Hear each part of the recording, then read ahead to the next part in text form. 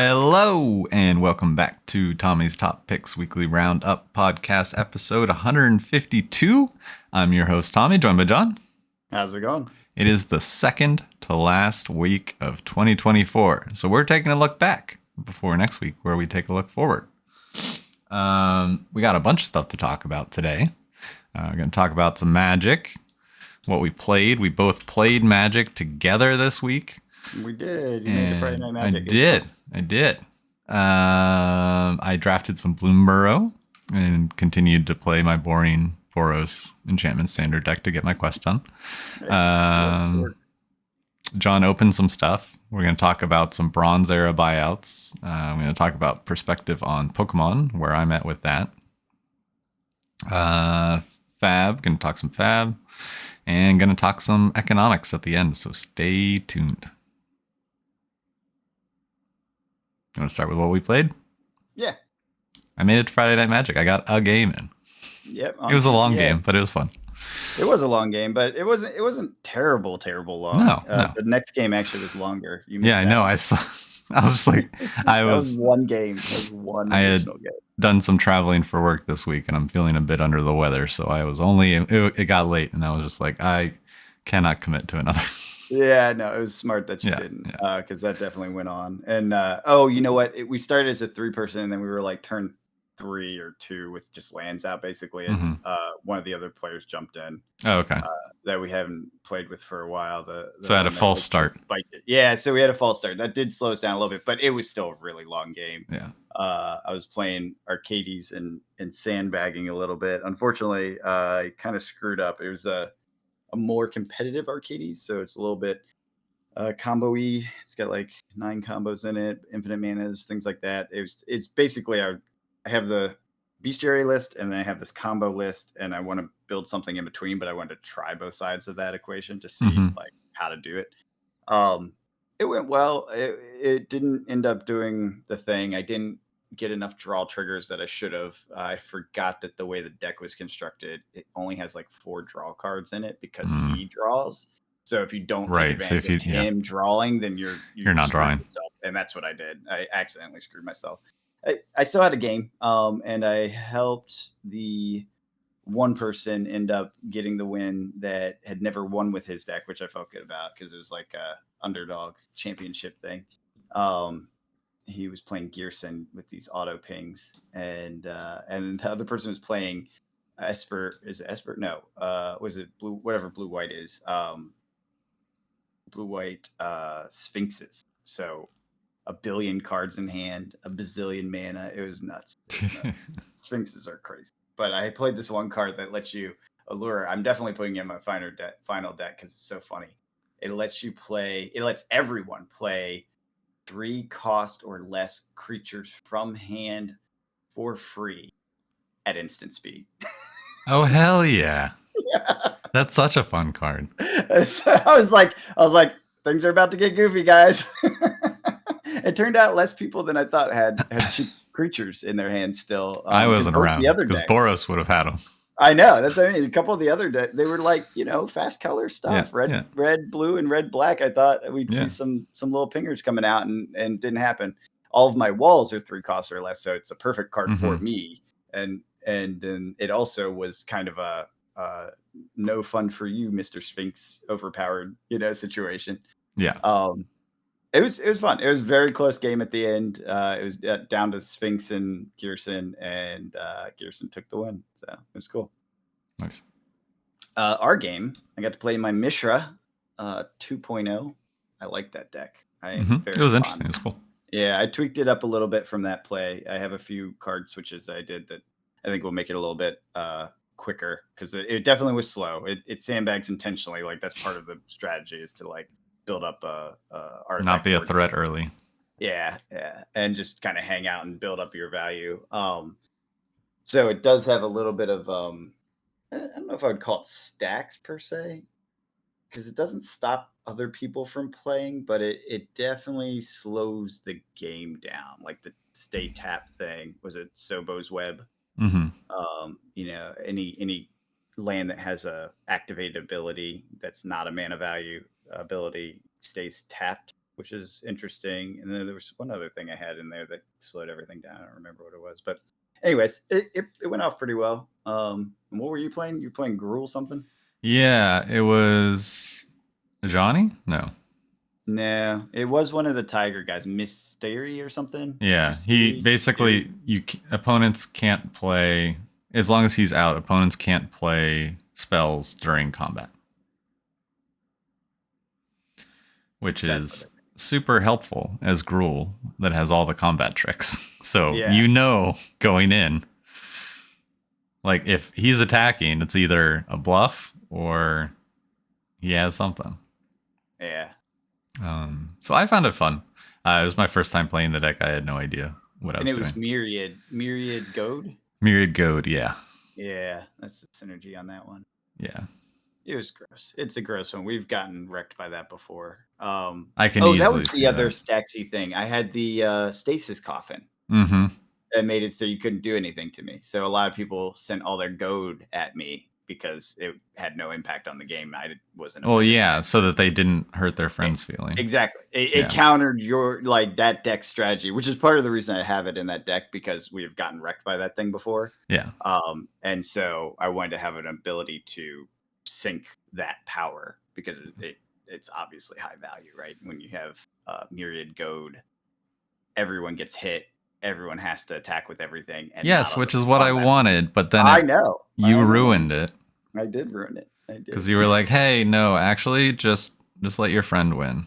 And we'll take out this person that just showed up because he never shows up. That's not how that went, but okay. I'm pretty sure. There was a definite it was mostly about beating that deck because we've been smashed in the face with that deck before. By a person who's never played it. Yeah.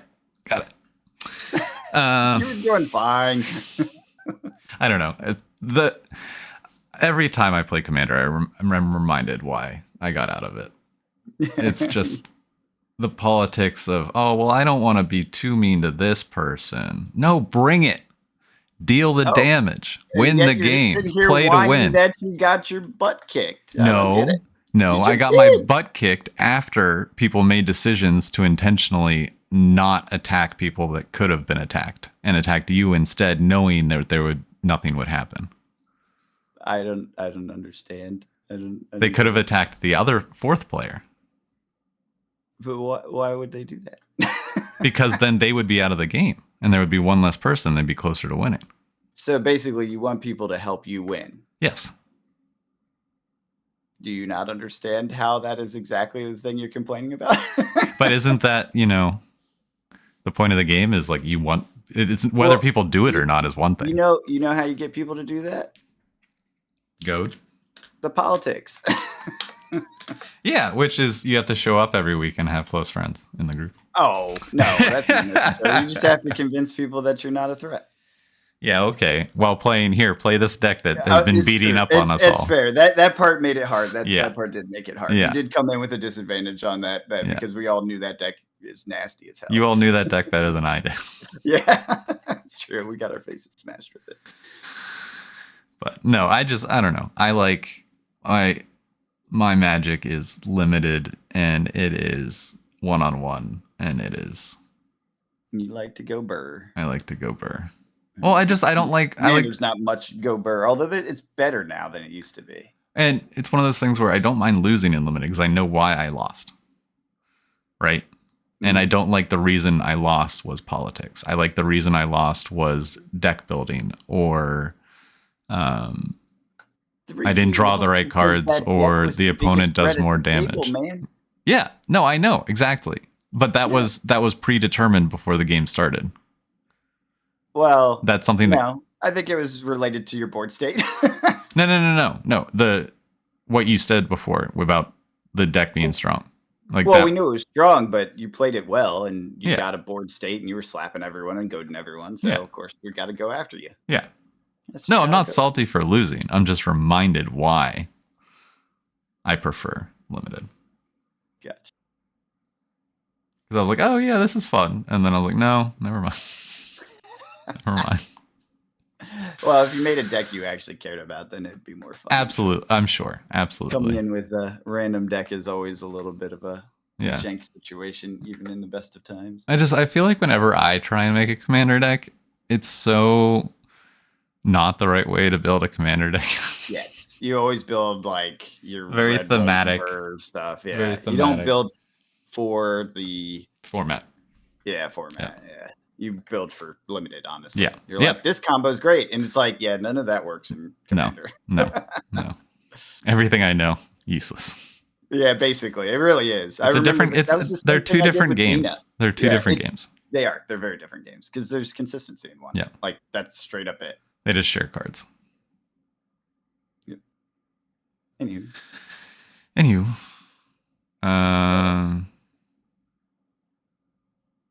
What was your drafts? Anything interesting? Bloomburrow was draft. I drafted white black and did okay. I went 4-3. Bloomburrow is just one of those because it's quick draft, right? And so you're not drafting in pools. And sometimes you just run up against decks that you're like, oh, you got everything. Oh, you're playing a constructed standard deck. So that's the rough spot of quick play, but it's fun. It's fun to. It pulls out the part that I really like is the synergy and how much synergy they build into sets themselves. Because as soon as you get into even standard, you get especially now, you get such a wide variety of a card pool, and it's only going to get bigger because it started with Bloomburrow, right? And then because it goes back further, but the new one will cut off. We'll start at Bloomburrow, so Bloomburrow will be around the longest. Everything before it will leave standard eventually, but it's a 3-year cycle. But something we did not mention at the beginning, but I also wanted to talk about was there's going to be less Magic, and we'll probably talk more about that next year, or next week for next year, because there's going to be less Magic next year. Do we believe them? I don't, but they say it. That's what they say.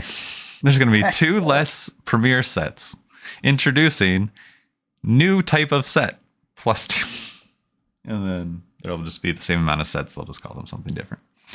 That's what I'm thinking, but. Talk about that next week. Yeah. Next week on Tommy's Top Picks. You opened some stuff. I did. So I'm kind of doing this thing where I'm opening all the collector boxes a little bit at a time, giving a bit of a rating, and not anything formal or anything, but just, I like this one. I don't like that one. I like this one. I don't like Run us through the John ratings. Yeah, I don't have anything formalized, but it doesn't have to be. It's formalized in John's eyes.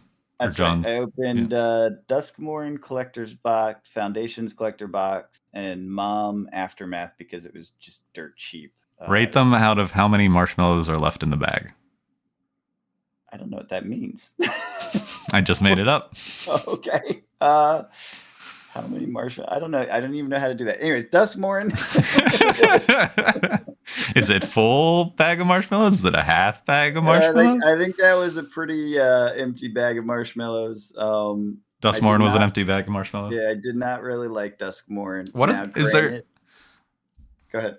Are there big hits that you're looking for in it? Or there's some big hits. Yeah, I actually got one of the fancy schmancy cards that there's some really strong commons and stuff in Duskmourn. There are some good cards in it. The problem is, for me, I'm looking for things that excite me to build decks. Yeah.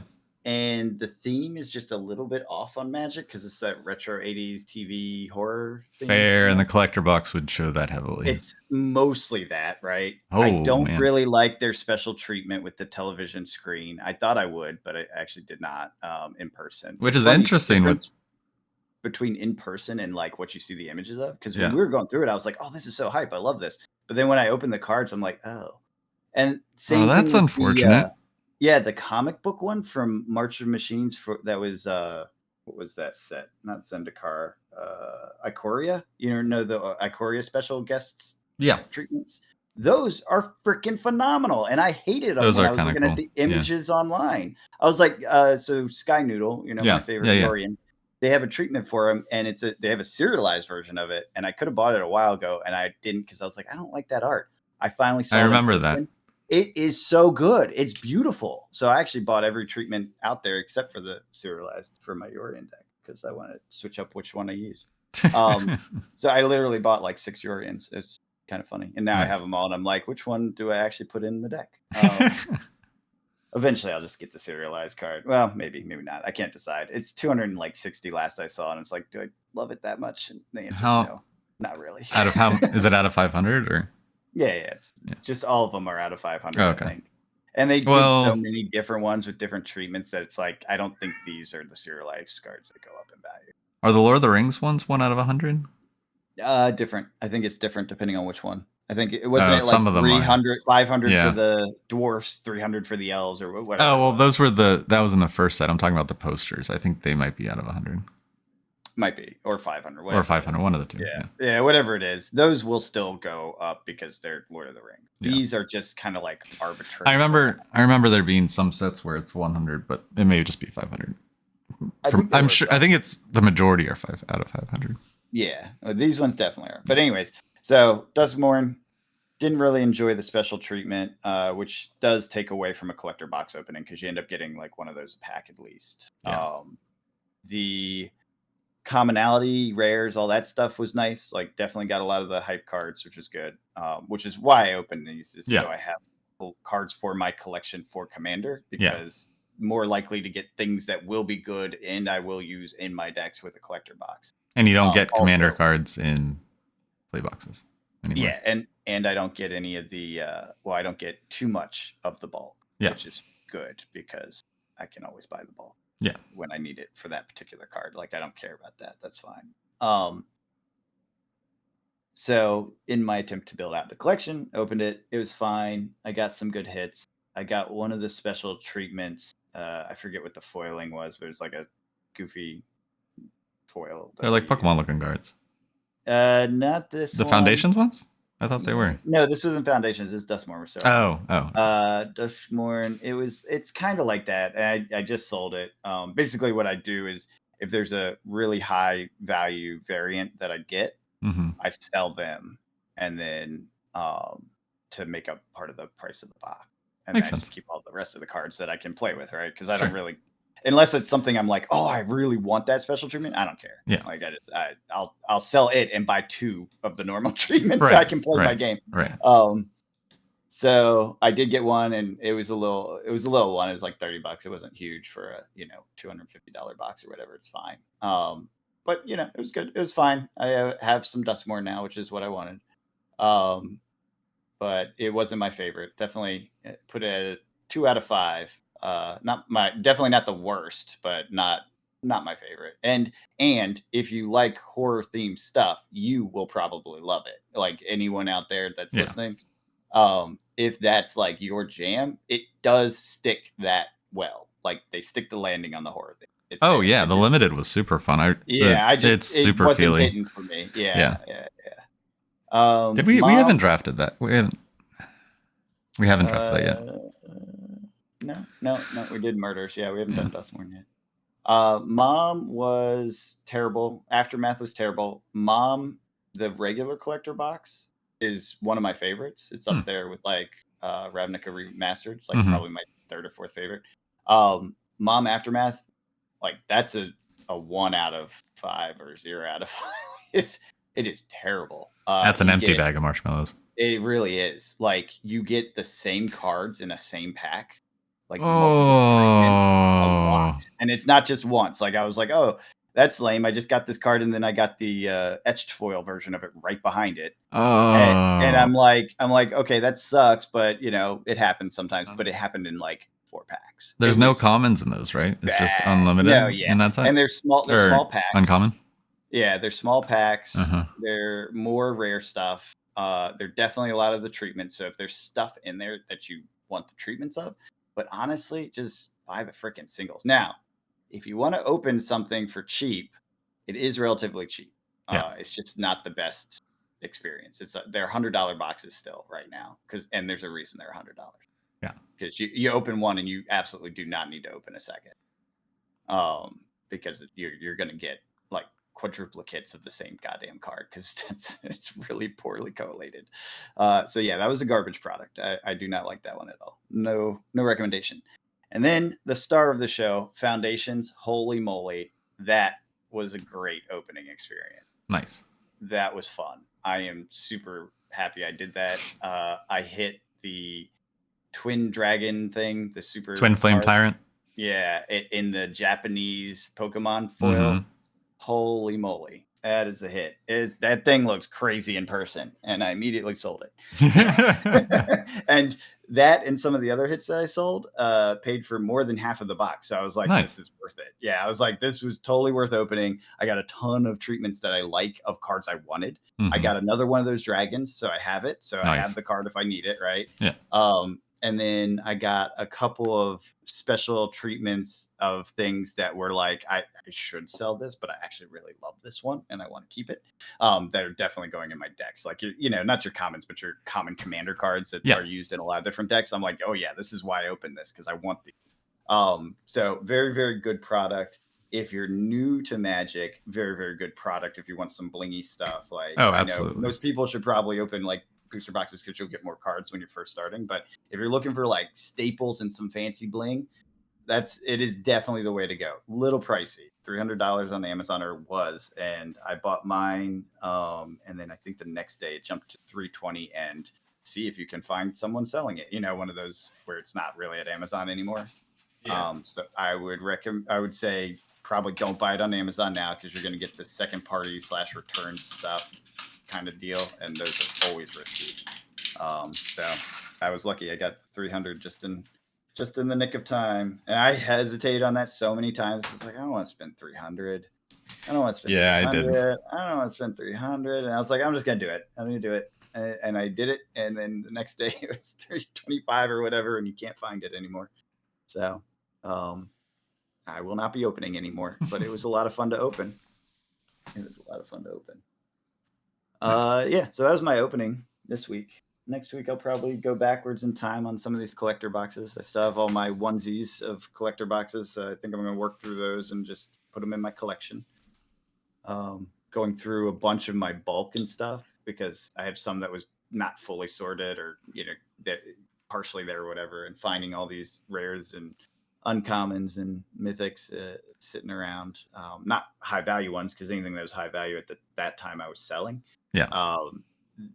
But they're high value for my collection of cards that I want to build commander cards out of. You know what I mean? Because you don't get those very often. And it's not expensive cards, but they're things that are interesting and rare and whatever I can build around.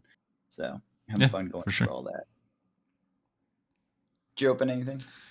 I didn't, but I've been tempted. I do have a Foundations playbox arriving today. I got a work Amazon gift card that was exactly enough for a Foundations playbox, and I was like, well, there we go. Yeah, nice. So that arrives today. I know you said you got some, so we'll have plenty of that to draft. Yeah. I did pre-order the Innistrad Remastered. Is that what it is? Yeah, I did hear that's in short supply. Yeah, when he said that, I started looking, and then I didn't see anything around 300. And then MinMax had like a little holiday sale thing or whatever, and so I bought it off of there for 300. So I assume they won't cancel on me, because they're pretty solid on that stuff. Yeah, MinMax won't cancel. That is one of those like risky buys right now because of the short supply. Seems like it's been a challenge for shops to get enough. Yeah, I think besides on Magic sets, I think I'm good on collector boxes unless something really pulls me. Sticking to play boxes and draft boxes. And I think for me, I'm just gonna buy a collector box each set, and that's it. Yeah, nothing else. Collector boxes I'll grab of Final Fantasy and Marvel, though. Amazing Spider-Man. And that's to open or for the shelf? Like, what's the plan? For the shelf. Yeah. See, I'm not doing shelf anymore for collector boxes, and I'm done with that for now. Yeah. We're in the It's just phase. The Universes Beyond ones, and I think it's fun. Sure, and they will be valuable if patterns hold, historic patterns hold for sure. Like it's a move. Yeah, I'm not expecting them to, and it's just that's the fun I have is collecting the universes beyond ones. Yeah, I get you. I might open some Spider-Man. Oh my god. I'm clicking through TCG Player. I'm just looking at. I have so many outstanding orders because of the holiday shipping season. I need to audit this stuff. I guess I'll wait till after Christmas because some of these are going to be late just because of the Christmas shipping. Yep. But I need to go and audit this. I had 9 pages of buys. I bought several decks. I was having fun. I've been building. That's fair, I've been brewing like crazy, man. I have so many decks going on right now. I got my Mishra down. I'm so happy about that. That was a good test. I got Arcades in the works, coming together pretty nicely. Volo is finished in physical, and we're having a game day coming up, so I'm bringing Volo and Mishra for sure. I want to bring something a little salty, just because I know someone's going to bring a powerhouse deck, and I don't want to go and like retrain on Dina, which is my most disgusting deck. But it's disgusting if I can remember the lines, which means I gotta like put reps in on it to remember all the crazy combo lines. I forget, it was like 40 combos in that thing. So if you don't remember the lines, like the options are right in front of your face, but if you don't remember them, you do not do anything. Yeah. So I want something a little easier that's also salty. I was thinking of a Sir Conrad like discard deck or something. I know I built one that was pretty gross and or not discard, sacrifice deck. So basically everyone's sacrificing all their stuff constantly. And I know that one was pretty powerful, but I don't know. I don't want it to be too salty. I feel like if it's that disengaging, everyone's just gonna scoop. I know the guys that are coming, they're going to bring their powerhouse decks. They're going to bring gross stuff. And I want to have something that's also gross just to. Yeah. I mean, that seems fair. Yeah. There's been this ongoing debate of like, because we have a new player, right? And he's playing these gross decks like the one you played. That are just synergistic, efficient, what you normally do when you're first trying to play a game. You try to play the best you can. Yeah. And he's just not super familiar with like the dynamic of it yet. And it's fine. Like everyone's fine with it because his decks are exactly what you expect. Gruul, synergy, full red synergy. What was the other one? He's playing in black now. And that seemed to flop actually, his first take on that. He missed. It was not super powerful. He played the next game with that deck and it just never went off. So he hasn't gotten that figured out yet, but he will. He's smart. Like he's very smart and competent, so he'll get there. But it's like we keep having these like ongoing debates about like what it means to play CEDH versus casual Magic and how you keep it casual and fun and everyone winning and like everyone having fun at the table and stuff. And he's of the opinion like if I can do it, I should be able to do it. And no one's against it either. He's also like CEDH is a different level thing that I can't do yet. That's not true. So, it's just a different. It is. It's a different speed. It's not only a different speed; it's a different game. Yeah. It's as different of a game as like draft is to Commander. Honestly. Yeah. Sure. It is. There's probably more differences. A little bit. There's different deck sizes, construction rules. Like if you list out how the amount of differences, there's definitely more differences in Limited than there is from EDH to CEDH. Okay, if you list out the rules, sure, but if you list out how it's actually played. I'm sure it's I'm not saying it is. Yeah. I'm agreeing that it is its own format. It absolutely is. Absolutely is. So he's in the try hard mode, which I feel like every new player gets into, which is fine. Everyone wants to do that because you don't know, right? So you push the limits, and then you realize, oh, this isn't fun because winning is actually easy in Commander.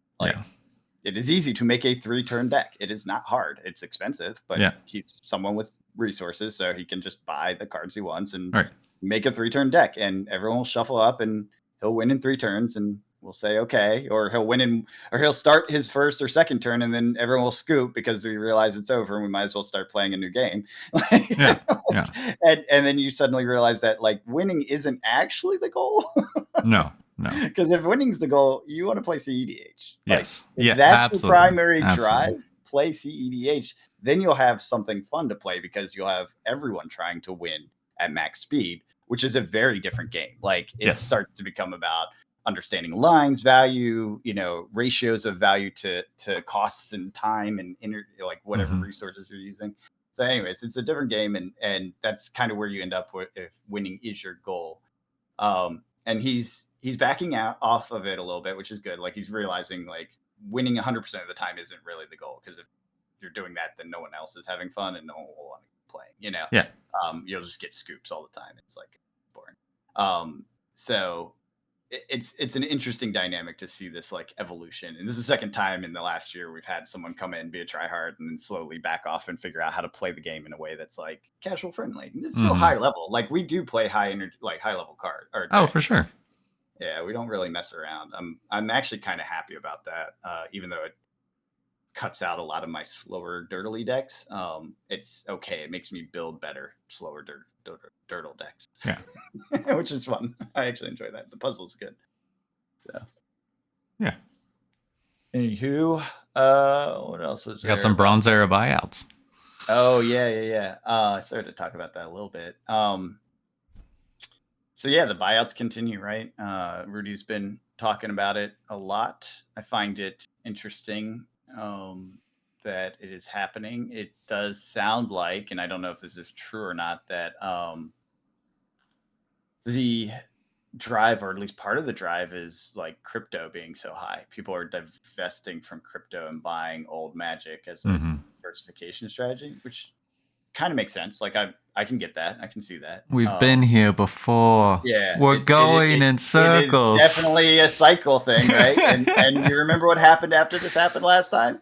We're going in circles. Yeah. So, not to say that the bubble's bursting any day soon now. It could go on for months, year even. 2025 may be just a banner year of that hype bubble thing. Like it'll remind me of 2020, I have a feeling. Yeah. Where everything spikes to insane values.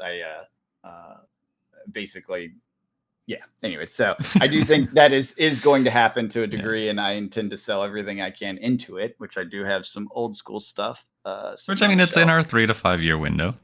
Yeah, it's exactly the cycle we've talked about the whole time. Since the beginning. I was there 3,000 years ago. I'm just quoting Lord of the Rings. Yeah, we're just doing the circles.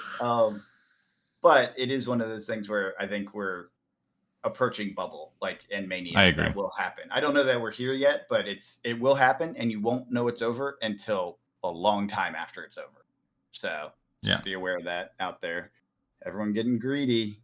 Time to get fearful. Yeah. The description he was talking about, that's in his latest video. He basically said someone reached out to him, wanted some Fusion Strike. He quoted him like $300 a box, and then he came back like 5 days, like was pissed, didn't want to do it. Came back like 5 days later, and the price had gone up to $360. So he ended up quoting him like $400 a box, and he took it. And it's like, that's when we're in that hype mode. That is what it smells like and feels like to be in a bubble. The bubble may not be ready to burst yet, but we are in that mode, people. So do not FOMO buy stuff. You will be holding on to it for 5+ years. I backed off. Honestly, personally, the only thing I'm buying right now are draft and play boxes that I intend to play with. Yeah. I'm buying cards I want to rip. Like I am literally buying to rip stuff now. I have not done that this entire time. I was mostly a buy to sit on stuff for the longest time. Right now, I'm just buying to I mean, at the very beginning, you were opening a lot. Oh yeah, that's true. Well, that's because I was trying to create the collection. Exactly. Post collection creation. Yeah, that first stage. Yeah, you're right. That was actually the very beginning. I did. I cracked like all sorts of shit. That was a lot of fun. That was a good time. Very therapeutic. That was right after my mom passed, so I was spending a lot of time sorting cards as a way to keep my sanity, which it worked. It worked out very well. It got us through COVID. It did. Sitting at home and dealing sorting with all that cards. Stuff. Oh my god. Yeah, that was a whole thing. Yeah. And now I'm sitting on top of tens of thousands of cards. My wife was like, "How many like 5-cent cards do you think are in this house?" And I was just like, I don't want to guess. Are we including the ones that are still in packaging or no? Because those are two very big different numbers. They're both very big numbers. Yeah. They're very different numbers. Yeah, exactly. Yeah, so anyways, just be aware. Do not FOMO. If you see a good deal and you can snatch it up, you could probably make some money, but just make sure you're not FOMOing. And keep an eye on what a good deal is, because I have a feeling most of the good deals are dead. Usually when the news is out there, it's already too late for these kinds of positions. I don't think that's fully true with this era of Magic, because it's harder to get it, harder to find it, etc. Yeah. But generally speaking, everything he's mentioned, you look at, it's way up over the past few weeks. So it's like, it's kind of already done in a lot of ways. Yeah. But yeah, FOMOing into these spikes is not the way to go. I definitely did some of that in 2020 and ended up selling some stuff at a loss as a result. Yeah, if you're not going to hold it for 5 years, don't go crazy. Yeah. That's all I got on that. Yeah. I'm not touching anything in this hype cycle. I keep looking. We'll transition into You sent me Pokemon. something. You're like, I could do this. I'm like, if you want. At volume. So basically, what I sent John was there has been a lot of dumping of Twilight of the Republic, getting as low as like under $60 a box on eBay. And it's been very tempting because I've been selling a lot of Star Wars, and the value is there now. But I feel like it's a gamble because you'll be left with a bunch of stuff. And you might make your money back. It all depends on showcases, where I got very lucky with showcases set 1, decently lucky set 2, but I feel like I'd have to open too much for it to be worth it. Whereas I'm trying to decrease the amount of cards in the house. Also, Star Wars just has me nervous. I don't know. Yeah, I think it's dead. I don't think it's dead yet, but I think it's gonna be dead. Yeah. Sorry to say. Yeah. I think that's well, let's jump into that topic, the kitchen table TCG data. Yeah. So I was listening to May the Zoo Be With You this week. And not kitchen table, hometown TCG. Josh's data. But so they had a part where they were talking about total boxes sold on TCG Player. And obviously Magic's number 1 by a lot. Crazy. Yeah. Pokemon is about half of that, but as they discussed, and I agree, most of Pokemon is not sold on TCG Player. No, not at all. So that's not, I don't think that's a good representation of how large Pokemon is compared to Magic. No, not at all. No. And again, TCG Player is best for comparing a game to itself on the same platform at different times. Yep. Different games have their different things. I think you can, they all have their different methods. I think, but the other ones like Disney, One Piece, Star Wars, Sorcery, Flesh and Blood, they have all those as well. Disney Lorcana leading that 54,000 boxes. One Piece at 18,000 boxes. Star Wars Unlimited at 26,000 boxes, which is actually pretty impressive. Yeah, not a small number. Now the number of boxes to the dollar value. Yeah. So yes, it sold way more boxes, but is significantly under One Piece and Disney when it comes to total spend. Yeah. So it's like the money isn't there. The boxes are there. It feels like an oversupply situation. Right? Yes. It's something we said since day one is very normal for this publisher to do. They almost always do it with every game they put out. They oversupply, which is fine. It's just not collectible. No, it's a game. It's a game. Then we have Sorcery Contested Realm at 4,000 boxes. And Flesh and Blood at 4,000 boxes.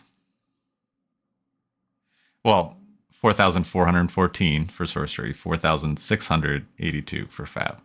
But the amount spent was higher on sorcery than it was on Flesh and Blood. And sorcery had one set. Now, Blood had 4. Yeah, I will agree that, like Pokemon, I think Flesh and Blood sells more boxes at the LGS level than on TCG Player, because it cannot be that low. And it's not that low, because these numbers, we feel, are a little skewed. But, well, what do you mean by that? Because I think it is that low. Like, I mean, it's not that low as in the nation, Flesh and Blood sold that many, right? That's not true, right? No. That's not what we're saying. We're saying on TCG Player. On TCG Player, yeah. It basically means there's no secondary market for Flesh and Blood, or very little secondary market for Flesh and Blood in general. Yeah. Because otherwise it would move through TCG Player, because that's the easiest secondary market. Same is true. There's no secondary market for the sealed boxes. Yeah, for the boxes. That's what we're talking about. Yeah. I just wanted to clarify for listeners. Oh, yeah. The playable cards are playable cards, and they move. We've always said that. It's a player's game, right? Yep. So those do move. But when you look at the composition of a box, and the reason why the boxes are not really that collectible is because there's 5 to 12 playable cards in a box. You know what I mean? Maybe. Exactly. Like of value, like above, pennies. Yeah. I mean, like 2 weeks about how many M's you got out of a box, right? Yeah. And that's it. That's your best bet on return, and that's why it's not really. And some of them are pennies. Yeah. Well, and that's the thing. Some of those 12 don't really do it. And 12 is high. Some of them were like 8. But remember the early sets? They were like 4 or 5. Yes. So point being, it does not hold up well and is a sealed product, sadly. Definitely sadly for me. I've definitely eaten some dirt on this one for sure. But it's fine. Like that's the game. That's why I diversify. That's why I also bought a bunch of Magic as my primary place to buy. Yeah. I mean, made up my losses in Fab. Yeah, this whole time, like the majority of stuff John and I were buying were Magic and Pokemon. Like, well, we always said that. The big boys first. Yes. Experiment with the others. That's your moon bag. Your hope it goes to the moon situation. And I definitely made some money on Fab when it was its craziness. But generally speaking, I lost money on Fab, made money on Magic, and that made up the difference. And then got a whole collection out of it and some cash at the end. Yeah, it was pretty good overall. I liked the experience. Sorcery I made some money on because I flipped it pretty quickly because I knew there was a high probability that it didn't last, right? Yeah. I bought a whole case of alpha and flipped it. Yeah, we did the same thing. 25% profit, right? Yeah. Like within a few weeks. It did go up after that, but then it has since come back down. So it's like holding long term was not the answer for that. And I feel like that's the key with any of these indies. A quick flip can get you something out of it. Holding long term, probably not likely going to work out because the game will probably fail and or just fail to be collectible. Like Star Wars will be around next year. I don't think it's going to be gone. No. But I also don't think it's going to look like this as far as collectability, that sort of thing. It's going to be right. I agree. Everyone's going to realize that they are going to print as many boxes as they want to forever. Yeah. That's how they do. That's what that publisher has always done. Yeah. And my writing's on the wall. Yeah. And my big flagship thing with Star Wars was watch the Vader hyperfoil version of the first set. Canary in the coal mine. It's the canary because it was $400, right? It was the chase pool of the set when it came out. That's a $45 card now. Yeah. That's exactly what happened. Yeah, the collectors have left. That's exactly what I'm talking about. Yeah. Like that's the collectability has shifted. It's disappearing. It still has value. Yep. It's not nothing. But sorcery still has value too. Exactly. No, I know. It still has big, expensive cards. But try to sell them. Exactly. Try to sell them at that price. It's not going to happen. No. And Flesh and Blood's very much the same thing. If it's not a majestic playable, selling it is very challenging. I know because I'm selling the last little bits of my Flesh and Blood stuff, and the stuff that's selling is all the playables, and the stuff that's not is my first edition foil, whatever, right? Yeah. Yeah, None of that I've stuff had is my first edition cold foil refraction vultures up there, and and I've had nothing. them at like the lowest Uh huh. possible price. Uh Like huh. it doesn't People aren't change. looking And for them. no, they don't care. It's not what people are there for. They're there to play the game and get the playables that Hmm. cycle with the stuff. Occasionally they'll blink stuff out, but it's not a huge driver. Yeah. So I don't know. I think Flesh and Blood will continue. I think its Pro Tours and stuff is definitely Oh yeah, it's not going anywhere.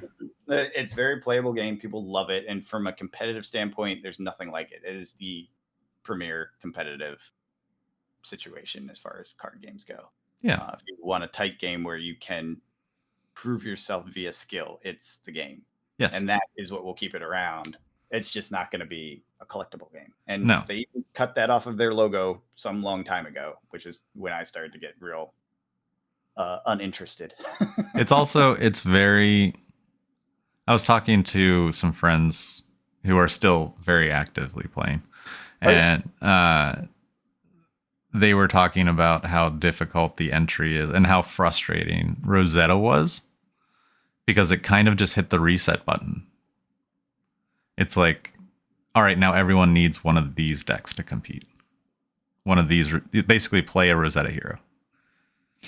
And so that's why Rosetta boxes are so high, is because it has a lot of the playable meta cards.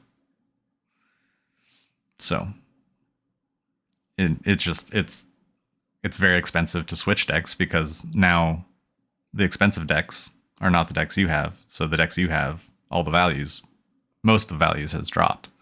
Yeah. So it's just an expensive game to keep up with competitively. So if you are planning on getting in, understand where you are in the season and how much time you have with this competitive deck, and is that worth it to you? Yeah, I mean I feel like anyone who's actually in competitive card games Understands that. Yeah, that is a standard. If you're a modern comp player, you're switching your deck as the modern meta changes, and you're going to spend $1,000 plus to $2,000 to do so. Yeah. And that's the only way you can be competitive. That's just Yeah. period. That's how it is. You spend the money, you win the money in those competitions if you're good. That's the whole reason people do it. But Right.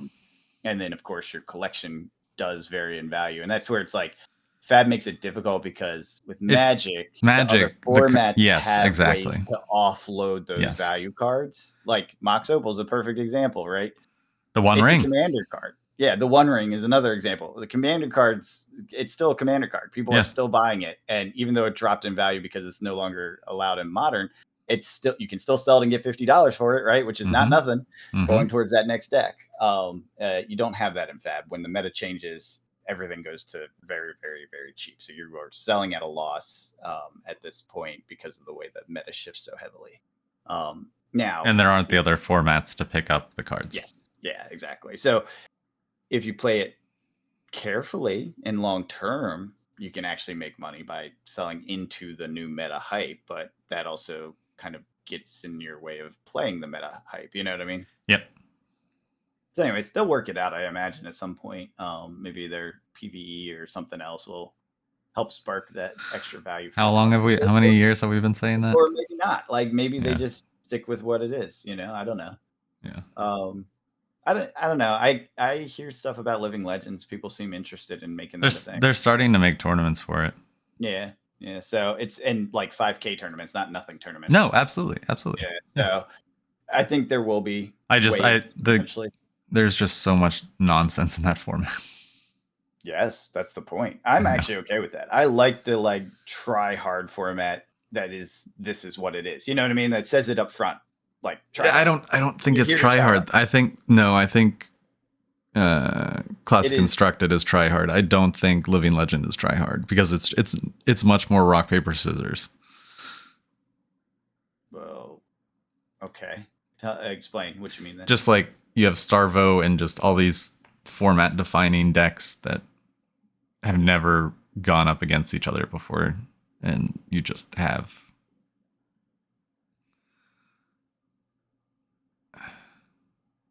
it's not balanced for it. It's not balanced for it. No. That's how try hard works. Try hard means there's one deck. Oh, It is the deck. okay. And you play that deck because you're a tryhard. You want to make sure you win. So class constructed during Starvo. Yeah, actually, in a lot of ways. And remember how the meta warped around it? Like you had the anti-Starvo, and that was the second Prism, tier. yeah. Yeah, exactly. So that to me is the kind of try-hard mindset, which is fine. Like if you're saying that's what this is, I think it's absolutely great. I don't like try-hards in a casual format. Agreed. You're now doing the wrong thing in the wrong format. Go play the try-hard format. Yeah. Same with CDEH. There's 3 top decks almost always. Doesn't matter when the meta changes. There's usually 3 to 4 top decks, and then there's tier 2 decks, which there's usually about a dozen or half a dozen, depending on the meta and stuff. And they shift, right? It's that rock paper scissors at the top, right? Mm-hmm. And meta things will shift it a little bit, but it's mostly solid. And it's like if you want to win, you're going to pay $6,000 for the top deck with the fastest mana, with the fastest everything, and that's your way. And then you have to learn the lines and the value ratios so that you know when to act how against the other 2 in that top meta. You know what I mean? Yeah. Like then it's about playing perfection, which I hate doing that, but people love it, and that's fab. Yeah, and that's fab. Yeah, exactly. That's what I mean. Playing perfection in a format that's like jam tight shut, like fully solved, which Living Legends I feel kind of is. I'm not sure if it's fully there yet, but it's definitely very, very tightly confined because of Starvo, basically, as far as I understand. Like that's a specific type of play, and more power to them. Go for it. Like that's probably the hardest one, because you really have to know every ounce of value to win when everyone knows the meta and the 3 decks that matter. You know what I mean? Oh, absolutely. And everyone's doing the same thing. You have to do it better. How do you eke out better from everyone that is fighting to be perfect? You know? True. So it's a thing. Not my thing, but it's a thing. Yeah, it's I don't know. It's just been interesting to. It's one of those things where you look back and you're like, I wonder, and then you're in a moment in time where you're like, oh, I was wondering about this, how this would unfold, and here we are. Seeing it, seen it live. Another thing we're seeing live is Sword and Shield booster boxes hitting all-time highs. Fusion Strike hitting 300, and Silver Tempest starting to climb. And surprisingly, Evolving Skies has kind of not stayed stagnant, but it has already inflated in price. Mm-hmm. It was early. That was the leader on the transition to the more pricey box stuff. Yeah, because it's bumped up to just shy of 1,000, but it was at that like 800 for a long time. Yeah. I mean, you still have Battle Styles at like 130. Like the undesirable box. Some of that stuff. It's moving. Is it? It's all moving now. Fusion Strike is the one people are talking about, and it's Groundhog's Day with, like we were talking about.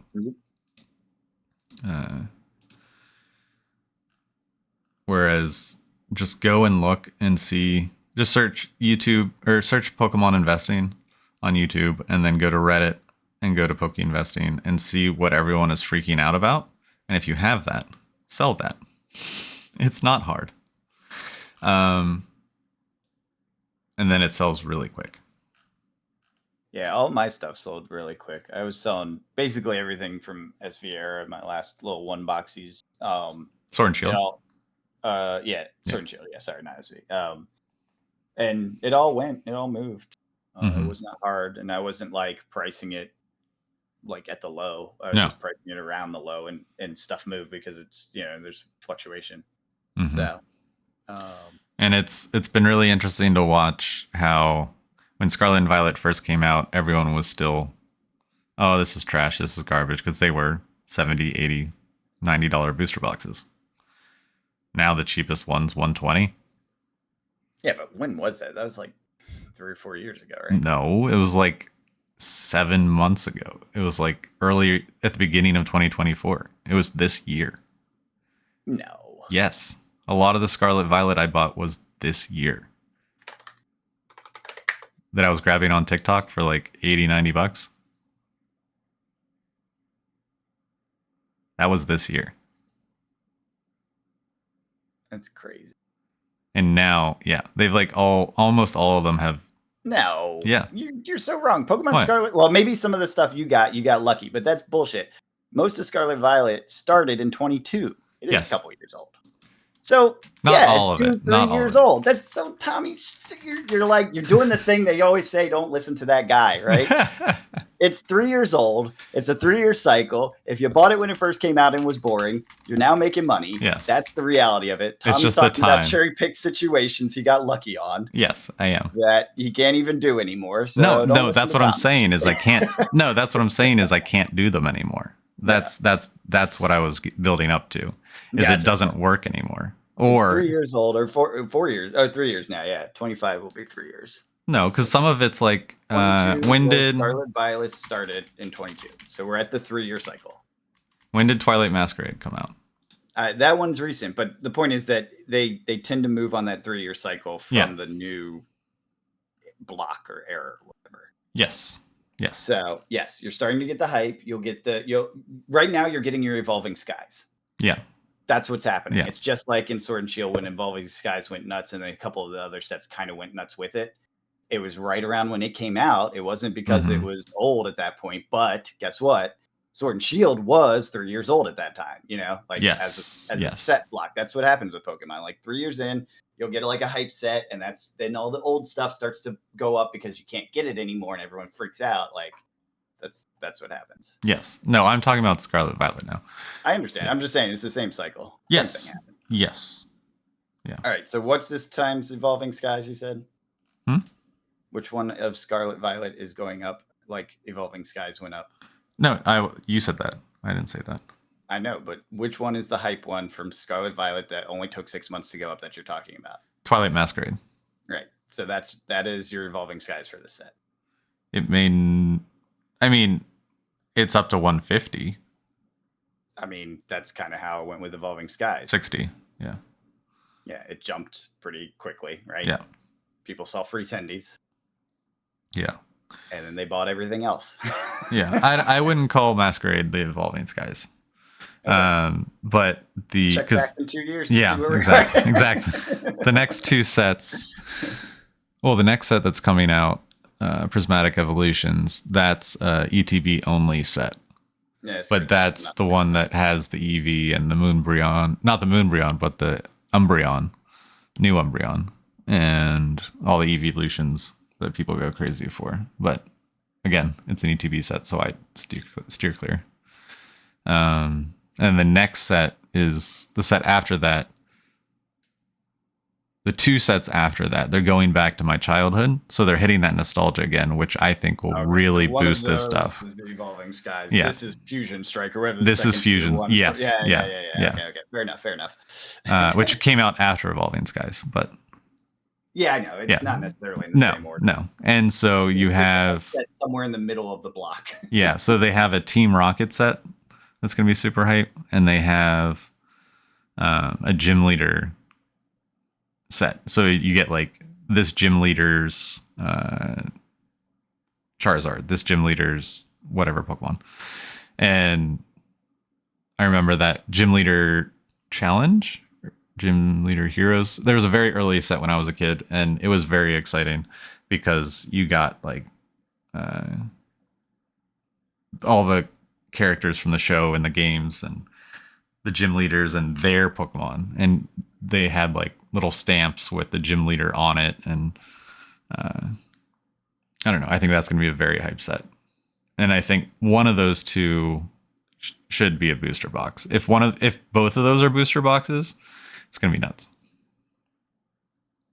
But basically, what people are saying is the only two, and it's so bizarre too, because people they understand the Pokemon hype, and then they'll go and buy like the collection boxes and the 3-sleeve blisters and all that stuff, and then don't realize, oh, I have to sell these. That was the intention. And then they try and ship those things and sell those things, and it's very difficult. Mm-hmm. So the two items that have been chosen by the community are the booster box and the Pokemon Center ETB, because they decided to put stamps on the promos that are in the Pokemon Center ETBs, and grading those has become a play, and people are being stupid with it. even though they're very common, easy to find cards, they're hard to grade because they're bouncing around in a thing. So. Oh yeah, that kind of makes sense. Yeah. Hard to And get you can only get it. Yeah. And you can only get it from the Pokemon Center. So they limit orders. Yeah. So it is limited. So, Yeah. That's somewhat legitimate. I'm not into it. Oh, I myself. understand. I understand. Yeah. But yeah, so that no longer, and so basically it's either that no longer works or the 80/90 is now the 100, 110. It's just moved up. The floor is moved up. Yes. Inflation. Yeah. So just something interesting to watch. But if it ever gets, I don't know. What Tommy's saying is go out and spend all your money on Pokemon, guaranteed success. No. You guaranteed to flip it in 6 months like he did from his TikTok. What I'm saying is that doesn't work anymore. It's over. I gotta wait. I gotta wait for the next bear market. Next cycle, yeah, it's coming. It happens. Now is the selling time when people want things. Yep, selling to the hype. Try and sell things when people don't want things. It doesn't work. Accumulate cash position, so when it pops, drops, you have money to deploy. Speaking of economic cycles. Oh, no. You mean Mon first? What's that? You mean Mon first? Oh, that too. It was just interesting going to the Fab thing real quick. This Rudy's selling Mon at a loss. He says tax loss write-off thing. So it just tells you something about the collectability of Fab boxes. Even the Rudy collector who collects all sorts of, like, this guy has freaking Weiss and all sorts of stuff. Yeah. You know what I mean? Like, and he's like, yeah, first edition Fab ain't gonna hold up. That tells you. And I called this out when he did the crew sale. The crew first cases. I was like, oh my God, if he's dumping crew first, because that's what when he's selling, he's dumping. That's what he's doing. He's trying to make some money off of getting rid of something so that he can, reduce his exposure to it. Yeah. That's what he's a business. Yeah. And his patrons get a discount and he gets a profit. Like, it works. Everyone's happy. That's how it works. But yeah, when he sold crew first, I was like, yep, that's a real bad sign for old Fab. Like, it is not going to sell. Yeah. Because it means that he usually is looking at sell-through data, right? He's like, is there room to move this product anymore? And the answer is similar to what we saw with the table data. It isn't. Right? It's just not liquid. The secondary market for sealed, early first edition stuff is just not that liquid. So he creates liquidity in the market by doing his sales and, throwing in extra stuff that costs him nothing but is valued in the secondary market. So people feel like they're getting their values worth. Everyone wins, sort of thing. And he said right after, he's like, oh, it sold great. It was great. And it probably did sell great, but it does not mean that Fab is like, is booming, because it definitely is not based on the data. And he knew it. And that's a Rudy Hype Man thing. Yeah. That's what he does. But anyways, going on to the last topic, the economics. Unemployment data came out this week, and it was positive. It had dropped back down. So that is something good for the economy, and also says we continue the rally. So so the last few weeks have been like, an inversion of the curve. All these things are signs. They are signs. Remember, it can take 6 months, 18 months. Well, no, I think it's 6 to 12 months. I don't know if we really get 18 months from uninversion very often. Like maybe back in like the 50s or something. But that usually means there will be a recession at some point in that period, called a year, that has solidified the data as of today. It is absolutely like solidly uninverted. So the market has returned to that status quo, which is normal. The Fed looks like they are done interest rates hikes. Cuts after this. They basically came back and said, we're doing this one, but we're going to reassess because the economy is shifting again, it was kind of expected. The December one's been priced in the market since like August. It was a 60% plus chance or 50% plus chance almost the entire time, with a few exceptions where it shifted. They weren't sure which month it was going to be in, but basically this cut was in the works and has been predicted by the markets for a long time. What wasn't predicted was kind of the attitude shift that was stated in the statement, which is that we'll see if we'll continue cutting next year, because they're not sure if they can, because you're starting to get little blips on inflation and stuff. So they cannot cut. If inflation starts happening again, they're going to have to raise rates. And there's a bunch of stuff like we talked about, the tariffs and all that stuff that are inflationary that could trigger, and they're going to have to raise rates to try to keep inflation in check. That's their job. Right. And then Unemployment, the other thing they're worried about, and the data came out good. So that would be a place where, okay, maybe they will cut. Like if we saw a spike in unemployment, then cuts back on the table, right? Because that means now you have a wavering economy, you need liquidity in the markets and things like that. It was the opposite.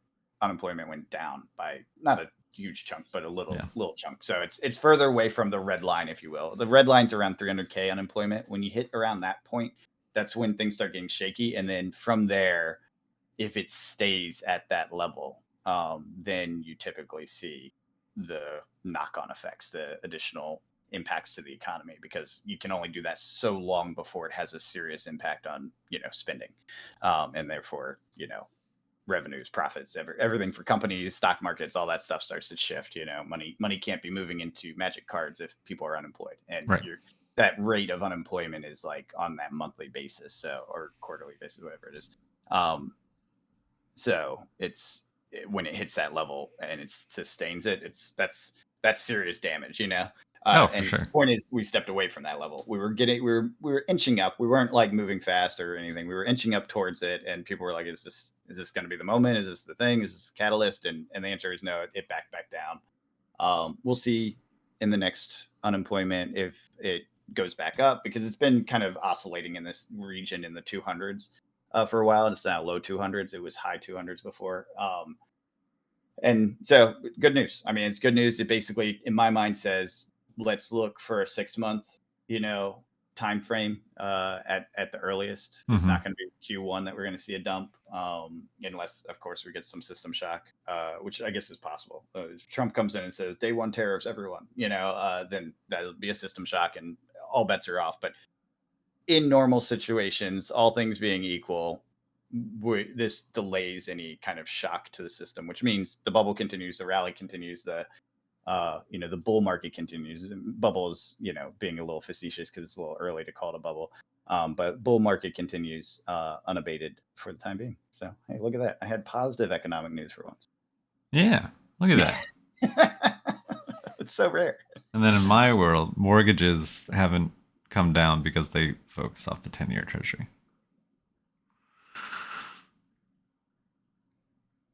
Yeah, I don't think it'll come down. No.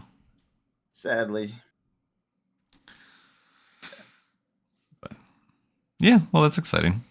Yeah. Well, 2024 has been a good year. Yep. 2025. Profitable year. We'll see how 2025 goes. Yeah, we'll take a look at it next week. I think it'll be a mixed year personally. Yeah. I think there'll be some good gains and then some sell off, and hopefully it's like a kind of a quick crash readjustment situation. Those are my favorite. I tend to catch the crash in a way that makes me money, but not always. So hopefully. Yeah. Fingers crossed. But cool. Until next week, I guess we'll catch you guys later. Have a good one.